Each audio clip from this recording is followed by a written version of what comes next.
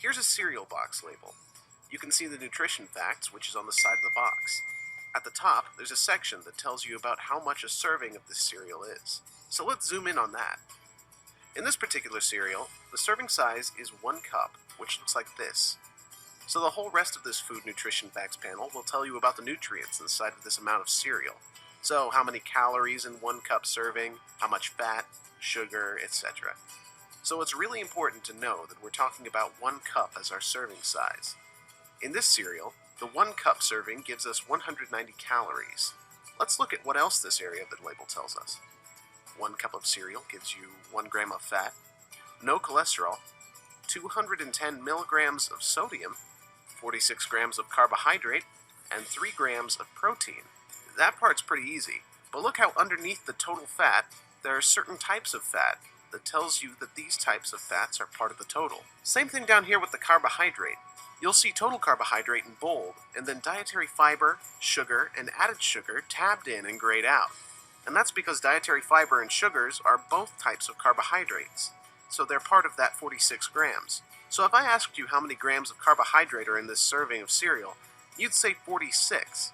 Not 46 plus 7 plus 18. That often confuses students, so just take a minute to look at that. What else do we see in this section? You see the percent daily value. Now this is often confusing to students as well. It's meant to tell you to give you a sense of how much of a nutrient you've accomplished by eating a serving of this cereal. So you've accomplished 1% of all the fat you need for the day by eating a serving of this cereal. You've accomplished 9% of all the sodium you need in the day, etc. Now you can imagine you want to be careful of not too much sodium, but other nutrients you may want lots of, so the daily values, even down here with the vitamins and minerals, just give you a sense of how much you accomplished.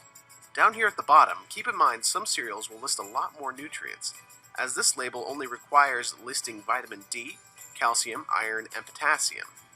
Some packaged products like Power Bars, for example, sometimes they'll want to show off how many nutrients are in their product, so they'll list lots of other nutrients. But these 3 minerals and 1 vitamin are the only micronutrients that are required. Let's see.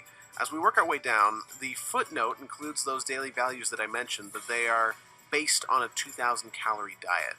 Now that may not be perfect, you may not have exactly 2,000 calories in your diet, but it still gives you a ballpark estimate of how much you've accomplished for those nutrients. The very last section is the ingredients here at the bottom. Let's zoom in on that. Keep in mind they're listed in descending order of predominance, which means the first ingredient is the greatest amount. If I were to weigh all of the ingredients in this cereal, corn makes up the bulk of the ingredients in a 1 cup serving, followed by sugar being the next heaviest, salt, and so on and so forth. By the time you get to the last ingredient, there's a lot less present in the cereal, so it's in descending order by weight. And that's really it. So you can use this information to help you judge which cereal is higher in calories, which one might give me more fiber, which one is really high in sugar or in sodium, and this helps you judge which cereal you'd like to choose. Well, I hope that was helpful. Bye-bye.